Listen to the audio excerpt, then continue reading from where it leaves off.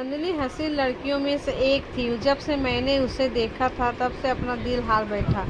मैं उससे शादी करने के लिए मचल रहा था और उसके घर रिश्ते भेजना शुरू कर दिए। नंदिनी के माता पिता ने भी इस रिश्ते में ज़्यादा ना नू नहीं किया और जल्दी ही इस रिश्ते को हाँ कर दिया और मैं बहुत खुश था। लेकिन नंदिनी की कुछ शर्तें थी जो मुझे बाद में मालूम हुई। एक शर्त यह थी कि शादी की फंक्शन सुबह 7 बजे होगा। नंदिनी की बाकी और शर्तों को जानने में मुझे कोई शौक नहीं था और ना ही मैंने जानने की कोशिश की। नंदिनी ने मुझे कहा कि मेरी शर्तों को जानना तुम्हारे लिए ज़रूरी है, लेकिन मैं इसके इश्क में इस कदर पागल हो चुका था कि मैं उसके बातों पर ध्यान नहीं दिया। मेरे लिए यह बहुत था कि मैं जिससे प्यार करता हूँ मेरी शादी उससे हो रही है। मैं जानता था कि नंदिनी से शादी करके मैं कभी नहीं पछताऊँगा। 13 फरवरी से एक दिन पहले संडे के दिन नंदिनी से मेरी शादी तय हो गई। नंदिनी से मेरी शादी हो रही है यह सोचकर मैं फूलना नहीं समा रहा था। नंदिनी इतनी खूबसूरत है कि कोई भी उसका दीवाना हो सकता है। आखिरकार शादी का दिन आ पहुंचा। नंदिनी की और की शादी हो गई और मैं उसे विदा करके अपने घर ले आया। रात के 2 बजे नंदिनी को मेरे कमरे में पहुंचा दिया गया। नंदिनी को देखने के लिए मेरा दिल बेचैन हो रहा था। मैं कमरे में पहुंचा और सुहाग की सेज पर बैठकर कीमती सोने को कंगन नंदिनी के हाथों में पहना दिया। उसने मेरा शुक्रिया अदा किया। मैंने जैसे ही उसका घूंघट उठाने को हाथ बढ़ाया उसने मेरा हाथ पकड़ लिया और कहा, रुक जाओ, मेरी बाकी की शर्तें सुन लो। अगर तुम्हें मंजूर है तो ठीक है, नहीं तो तुम अभी इसी वक्त तलाक दे सकते हो। नंदिनी के मुंह से ऐसी बातें सुनकर मेरा दिल बैठ गया। मेरे दिल को कुछ होने लगा। मैंने बोला, तुम्हारी तो आज शादी हुई है और फिर तलाक की बात अपने मुंह से कैसे कर सकती हो। मेरी बात सुनकर नंदिनी बोली, मुझे इस सब बारे में कुछ नहीं पता। मैं जैसा कहती हूँ तुम्हें वैसा करना पड़ेगा और जो शर्त मैंने तुम्हें बताने वाली हूँ यह शर्त बहुत आसान है और वह शर्त यह है कि रात को तुम कभी भी मेरा चेहरा नहीं देखोगे, चाहे कितनी भी ज़रूरी काम क्यों ना हो, पर तुम कभी भी रात को मेरा चेहरा नहीं देखोगे और ना ही मैं रात को किसी से मिलूंगी। अंधेरा होते ही मैं अपने कमरे में आ जाऊंगी। तुम चाहो तो रात होते ही मेरे कमरे में आ सकते हो, नहीं तो बाहर घूम फिर सकते हो। तुम्हारे लिए कोई पाबंदी नहीं है। अपनी पत्नी के मुंह से अजीब सी बात सुनकर मैं हैरान रह गया। मैं बोला, नंदिनी, ये क्या फालतू की बातें कर रही हो। ये कैसी अजीब सी शर्त है। तुम मुझे इस शर्त की वजह बता दोगी तो मैं तुमसे वादा करता हूँ कि रात को तुम्हारा चेहरा कभी नहीं देखूंगा। लेकिन बिना किसी वजह से मैं रात को तुम्हारा चेहरा क्यों ना देखूं? अगर मैं तुम्हारा यह चांद सा चेहरा ना देखूंगा तो मुझे चैन कैसे आएगा? मुझे लगा था कि नंदी की कोई वजह है, शायद वह मेरे साथ कोई मजाक कर रही है, लेकिन वह तो बहुत सीरियस थी। नंदी बोली, अगर रात को मेरा चेहरा देखा तो मैं फिर सुबह ही तुमसे तलाक ले लूँगी। नंदी की बात सुनकर मेरे होश हवस उड़ गए। मुझे समझ नहीं आ रहा था कि मैं क्या करूं। फिर मैं सीरियस होते हुए कहा, ठीक है, तुम जैसा खूबसूरत बीवी का मिल जाना मेरे लिए बहुत है। मैं रात को तुम्हारा चेहरा नहीं देखूंगा। खैर, यह एक जज्बाती कदम था जो मैंने नंदी को मोहब्बत में उठाया था, क्योंकि बाद में शादी के 5 दिन बाद ही मुझे मालूम हो गया कि यह शर्त निभाना कितना मुश्किल है।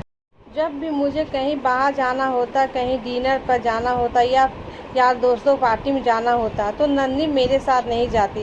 धीरे धीरे यह बातें सब तरफ फैलने लगी कि विमल की बीवी अजीबो गरीबो। कुछ लोगों ने इसे नंदी की शराफत समझा तो कुछ लोगों ने अजीब अजीब किस्से बनाना शुरू कर दिया। मैं बहुत ज़्यादा तंग आ चुका था। अब तो नंदी ने अजीबो गरीब हरकत करना शुरू कर दी थी। उसने हमारे कमरे की सारी लाइटें ख़राब कर दी और मैंने कहा, नंदी, यह सब बात तुम क्यों कर रही हो?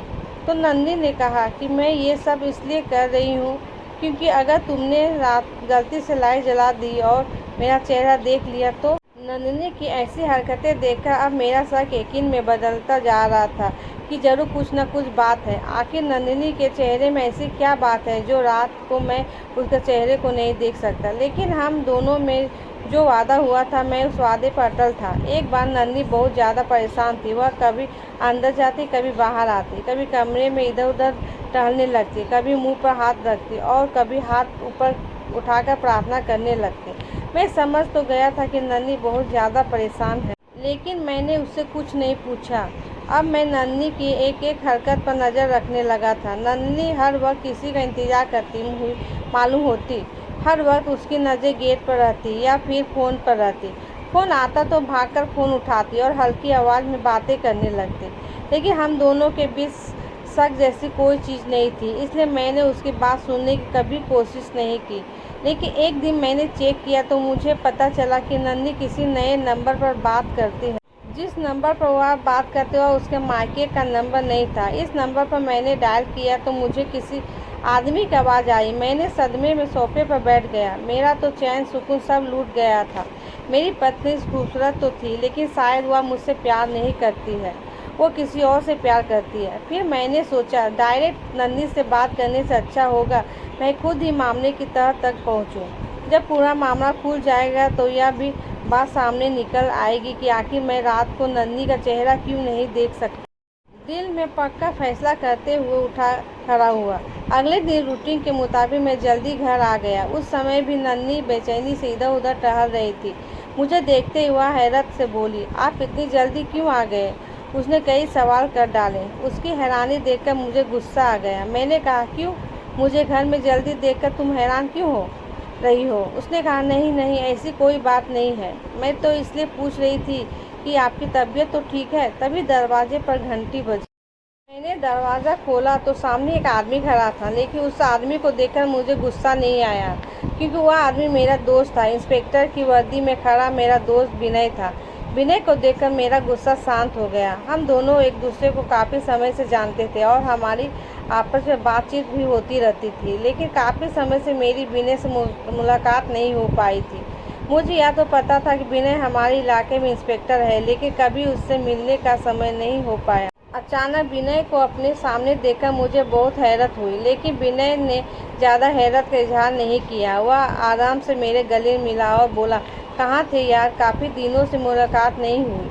मैंने कहा, हाँ यार, काम में बिजी था। ये कहते हुए मैंने उसे डाइनिंग रूम में ले गया, लेकिन मुझे हैरत हो रही थी कि विनय को कैसे पता चला कि मैं यहाँ रहता हूँ। फिर मुझे याद आया कि नन्ही अभी तो किसी का इंतज़ार कर रही थी और उसी वक्त डोर बेल बजी थी। तो मैंने विनय से यही बात पूछा कि तुम्हें कैसे पता चला कि मैं यहाँ रहता हूँ? तो वह बोला कि हम पुलिस वाले हैं और हमें अपने इलाके के हर इंसान के बारे में पता रहता है कि वह कहाँ रहता है और कैसे रहता है। विनय की बात से मैं सहमत नहीं हुआ, लेकिन यहाँ पर मेरा शक बढ़ गया। मुझे शक हुआ कि जरूर नन्ही विनय का इंतजार कर रही थी। विनय और नन्ही के बीच जरूर कुछ न कुछ रिश्ता है। मैंने अपने दिल में सोचा, अगर मेरी पत्नी मुझे धोखा दे रही है तो मैं भी नन्ही के साथ कुछ ऐसा करूँगा तो जो वह ज़िंदगी भर याद रखेगी। फिर मैंने मन ही मन में अपनी दूसरी शादी की प्लानिंग शुरू करने लगा, लेकिन मैंने नन्ही को कोई भी बात जाहिर नहीं होने दी। जो भी बात होती उसे मैं अपने मन में ही रखता था, यहाँ तक कि किसी भी तरह की बात जाहिर होने नहीं देता। उसके सामने हमेशा नॉर्मल ही रहता था। अब मेरा अगला कदम यह था कि रात को मुझे नन्ही का चेहरा देखना है। अगर रात को नन्ही का चेहरा देख लेता तो विनय वाली गुत्थी भी सुलझ जाता। कमरे का बल्ब तो नन्ही ने पहले ही खराब कर दिया था, इसलिए मैंने अपने पास एक छोटी सी टॉर्च रख लिया था। नन्ही कमरे में दाखिल हुई, सोने के लिए बेड पर लेटी। वैसे ही मैंने उसके बाजू को कसकर पकड़ लिया, जिसकी वह भाग न पाए। उसके बाजू को कसकर पकड़कर मैंने उसके चेहरे पर टॉर्च डाली। उसके चेहरे पर रोशनी पड़ते ही मेरी चीख निकलते निकलते बची। हैरत की वजह से मुझसे बोला भी नहीं जा रहा था। हिम्मत करके मैं बोला, नन्ही, तुमने ऐसा क्यों किया? मेरे साथ इतना बड़ा धोखा? मैं तो तुमसे इतना प्यार करता था, फिर तुमने मेरे साथ ही ऐसा क्यों किया? मैंने नफरत से नन्ही की तरफ देखा। नन्ही का चेहरा एकदम सफ़ेद पड़ गया था। नन्ही बोली, भगवान के लिए मेरी बात तो सुन लो। तुम्हें मेरे ऊपर जो शक है वह सब दूर हो जाएगा। पहले मेरी बात तो सुन लो। और रोती रोती मेरे पैरों में बैठ गए और गिड़गिड़ाने लगी। मैं चाहकर भी नन्ही को दुत्कार न सका। मैं भी उसके पास बैठ गए और मैंने कहा, बताओ क्या सच्चाई है? आखिर विनय के साथ तुम्हारा क्या रिश्ता है? वह रोते हुए बोली कि आप जानते हैं कि हमारा घराना कितना मॉडल है। मेरी मम्मी पापा मुझे नौकर नौकरानी के हवाले छोड़कर अपने अपने काम में निकल जाते थे। मुझे उनकी ज़रूरत होती है तो वो मुझे पैसों की गंडियाँ थमा देते या शॉपिंग पर कर देते। लेकिन वो लोग ये बात नहीं समझते थे कि मुझे उनके पैसे नहीं, उनका प्यार की ज़रूरत थी। मेरी माँ मुझे कभी भी अपने करीब नहीं आने देती थी। कभी माँ से मिलने का दिल होता तो मैं अपने दिल को समझा देती। मेरी माँ ने मुझे मना कर दिया कि मुझसे मिलने ऑफिस मत आना, जब भी आओ तो मुझे फ़ोन करके आना, क्योंकि ऑफिस में मुझे हज़ारों काम होते हैं। एक दिन माँ से मिलने को मैं बहुत बेचैन हो रही थी, तो सोचा फ़ोन करने से क्या फ़ायदा, और ज़्यादा देर हो जाएगी। इसलिए मैंने बिना फ़ोन किए ही माँ के ऑफिस चली गई। जैसे ही ऑफिस के अंदर कदम रखा तो मेरी रूह काँप गई, क्योंकि मेरी माँ किसी और के साथ थी। अपनी माँ का यह रूप देखकर मुझे माँ से नफरत हो गई, और मैंने इसका बदला कुछ इस तरह लिया कि मैं खुद ही नाइट क्लब में जाने लगी, अपने अंदर की उदासी को खत्म करने लगे। मैं पूरी पूरी रात घर से बाहर रहती थी। मेरे माँ बाप को पता भी नहीं था कि उनकी बेटी क्या कर रही है। ऐसा करके मैं अपने दिल को सुकून पहुँचाना चाहती थी, अपनी माँ से बदला लेना चाहती थी, लेकिन मैं नहीं जानती कि ऐसा करके मैं खुद को नुकसान पहुँचा रही थी। मैं यह काम अपने दिल को तसल्ली के लिए करती थी, लेकिन मेरे दिल को सुकून नहीं मिलता था। एक रात मैंने इस कदर नशा कर रखा था कि मैं अपने होश हवास खो बैठी। मैं इस कंडीशन में पहुंच गई थी जहां पर आकर लड़कियां अपनी इज्जत खो देती है, लेकिन इस मामले में मैं खुशकिस्मत हूं, क्योंकि मेरी इज्जत बची रही। क्योंकि उस समय जब मेरी आंख खुली थी तो मैं अकेले बिस्तर पर लेटी हुई थी। मेरे बिस्तर पर मेरे अलावा कोई नहीं था, कमरे में भी कोई नहीं था। कमरे की सजावट से लग रहा था कि किसी शरीफ लड़के का घर है। थोड़ी देर बाद वह लड़का आ गया जिसका वह कमरा था, और उस लड़के को देखकर मैं समझ गई कि लड़का वाकई में शरीफ है, क्योंकि उसके चेहरे पर दाढ़ी थी और उसकी नज़रें झुकी हुई थी। वो लड़का मुझसे बोला कि मैं किसी काम की वजह से रात नाइट क्लब गया था, वहाँ पर आपको बेहोश पाया, तो आपका ख्याल करते हुए आपको अपने घर ले आया। अब आप ठीक तो है ना? चलो मैं आपको आपके घर छोड़ दूँ। मुझे उस लड़के से बेहद नफरत महसूस हुई। दाढ़ी वाले से तो मुझे पहले से ही पसंद नहीं है। और फिर मेरे माँ का चेहरा मेरे सामने आ गया। फिर मुझे और भी नफरत होने लगी, क्योंकि मेरी माँ भी शरीफ होने का ढोंग करती थी, लेकिन वह शरीफ नहीं थी। वह लड़का मुझे घर तक छोड़ने आया, लेकिन मुझे उससे ज़्यादा नफरत हो रही थी। मैंने उसका शुक्रिया अदा भी नहीं किया और गेट से ही उसे वापस लौटा दिया। मैं घर वापस आ चुकी थी, लेकिन वह लड़का अभी भी मेरा पीछा करता था। मैं जहाँ भी जाती हूँ लड़का पीछे पीछे आया था। एक दिन मैंने उससे कहा कि तुम मेरा पीछा क्यों करते हो? तो उसने मुस्कुराते हुए बोला कि आप मुझे अच्छी लगती हो, मुझे आपसे प्यार हो गया है। उसकी बात सुनकर मुझे बहुत गुस्सा आया। मैंने उससे कहा, तुम्हारा दिमाग तो ठीक है, तुम्हारी हिम्मत कैसे हुई मुझसे ऐसी बात करने की? मैंने उसे डांट कर भगा दिया, लेकिन उस लड़के ने मेरा पीछा नहीं छोड़ा। मैं जहाँ जहाँ जाती हूँ लड़का मेरे पीछे पीछे आता। अब तो मेरी सहेलियाँ भी मेरा मजाक बनाना शुरू कर दिया था। एक दिन मेरी सहेलियाँ कहने लगी, लड़के से पीछा छुड़ा कर तो देखो कितना खतरनाक है। अगर ऐसे ही चलता रहा तो हम सब भी तुमसे बात करना छोड़ देंगे। अपनी सहेलियों के भड़काने पर मैंने उस लड़के से बदला लेने की ठान ली। एक बार जब वह मेरा पीछा कर रहा था तो मैंने उस लड़के से कहा, देखो अगर तुम मुझसे प्यार करते हो तो तुम्हें वही करना होगा जो मैं कहूँगी। मैं तुम्हें आजमाना चाहती हूँ कि तुम मेरे प्यार में कहाँ तक जा सकते हो। मैंने उसे एक जगह का नाम बताया कि वह वहाँ पर मुझसे मिलने आओ, और वहाँ पर मेरी सहेलियों को मैं अपनी बहादुरी का नमूना दिखाऊं। वह मान गया। अगले दिन वह लड़का मेरे बताए हुए जगह पर आ गया। मैंने पहले ही पुलिस को फ़ोन कर दिया था। जैसे वो लड़का मेरे करीब आया, पुलिस वालों ने उसे दबोच लिया और उसे घसीटते हुए अपने साथ ले गया। जब पुलिस वाले उसे जीप में डाल रहे थे तो उसकी आंखों में आंसू थे और वो मेरी तरफ ही देख रहा था। मेरे दिल को कुछ हुआ, फिर मैंने खुद को नॉर्मल कर लिया। मैं और मेरी सहेलियाँ किलकिला कर हंस रहे थे कि एक लफंगे लड़के को हमने सजा दिलवा दी। अगले दिन मेरी सहेलियों ने कहा कि यार उस मजनू को देख कर आओ कि उसकी क्या हालत है। सहेलियों के भड़काने पर मैं उससे मिलने के लिए थाने चली गई। जैसे ही मेरी नज़र उस पर पड़ी, मेरा दिल धक सा रह गया। पुलिस वाले ने मार मार कर उसका कचूमर बना दिया था। उसके सर से खून निकल रहा था, आंखों के पास भी चोट लगी हुई थी, होठों भी सूजे हुए थे। मुझे उस लड़के पर बहुत तरस आया, लेकिन फिर मैंने खुद को संभाल लिया। मुझ पर नज़र पड़ते उस लड़के की आंखों में मोटे मोटे आंसू आ गए। मुझे देखकर उस लड़के ने कहा, मैंने सारा मामला ऊपर वाले के हवाले कर दिया। तुमने मेरा चैन लूटा, मेरी ज़िंदगी बर्बाद की। मैं भी तुम्हें बद्दुआ देता हूँ कि तुम्हारी रातें कभी पुरुषों से नहीं गुजरेगी। तुम भी हर रात दर्द से गुजरोगी और हर रात मुझे याद करके तड़पोगी। उसकी बददुआ से मेरा दिल दहल गया, लेकिन मैंने ज़्यादा परेशानी का इजहार नहीं किया। मैं सुबह 7 बजे के टाइम लड़के से मिलने गई थी। हम सब सहेलियों की आदत थी कि हम रात भर जागते थे और दिन को सोते थे। मैं उस लड़के से मिलकर वापस आ गई और अपनी सहेलियों के साथ खूब मौज मस्ती करने लगी थी और उस लड़के को भूल गई। दोपहर को आकर मैं सो गई, लेकिन जब शाम को मेरी आँख खुली तो मुझे अपने चेहरे पर जलन सी महसूस हुई। धीरे धीरे वह जलन बढ़ती गई और रात होते होते मेरे चेहरे पर भयानक जलन होने लगी। मैंने खुद का चेहरा आईने में देखा तो मेरी चीख निकल गई। मेरा चेहरा इतना ज़्यादा बदसूरत हो गया कि मुझे खुद से नफरत होने लगी। मैंने अपने चेहरे पर मास्क लपेटा और उसी समय डॉक्टर पास गई और डॉक्टर से दवा लेकर आई। चेहरे पर दवाई लगा कि थोड़ा सुकून मिला। फिर मैं सो गई।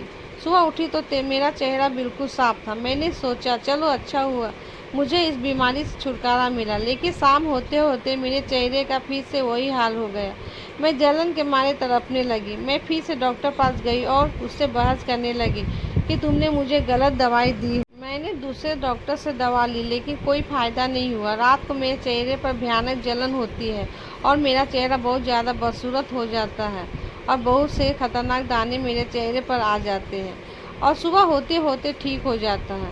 मैंने कई डॉक्टर बदल डाले, लेकिन कोई फ़ायदा नहीं हुआ। अब मैं समझ गई कि उस लड़के की बददुआ का असर है। मैं उस लड़के को खोजने लगी कि काश वो लड़का मुझे मिल जाता तो मैं उससे माफ़ी मांग लेती। पता नहीं वो लड़का किस हाल में होगा। विनय को मैंने इसलिए बता दिया था कि विनय उस लड़के को ढूंढकर मेरे सामने लाए और मैं उससे माफ़ी मांग सकूं। लेकिन विनय अभी तक उस लड़के का पता नहीं लगा पाया। पता नहीं वो लड़का कहाँ गया है। नन्ही के मुंह से यह सब कहानी सुनकर मैं भौचक्का सा रह गया। एक मासूम सी दिखने वाली लड़की क्या से क्या कर सकती है, मैं सोच भी नहीं सकता था। मेरे इतने से मासूम और अंदर से इतनी खतरनाक। मैं नन्ही चेहरे को देखा। उसका चेहरा इतना ज़्यादा बदसूरत था कि देखा नहीं जा रहा था और वह तकलीफ से वो हर रात झेलती थी। वो उसके कर्मों की सज़ा थी जो उसे मिल रही थी। अब नन्ही पर से मेरा एतबार उठ गया। अब शायद कि मैं नन्ही से प्यार कर सकूं। अभी मैं रात को उसका चेहरा नहीं देखता हूँ क्योंकि मुझ में इतनी हिम्मत नहीं है कि उसका चेहरा देखने की। लेकिन एक खालीपन और अधूरापन लगता है मेरी ज़िंदगी। कभी कभी सोचता हूँ कि दूसरी शादी कर लूँ, लेकिन फिर सोचता हूँ भगवान तो नन्ही को उसके कर्मों की सज़ा तो उसे दे रहे हैं, तो फिर मैं क्या चीज़ हूँ तो उसे उसके कर्मों की सज़ा दूँ।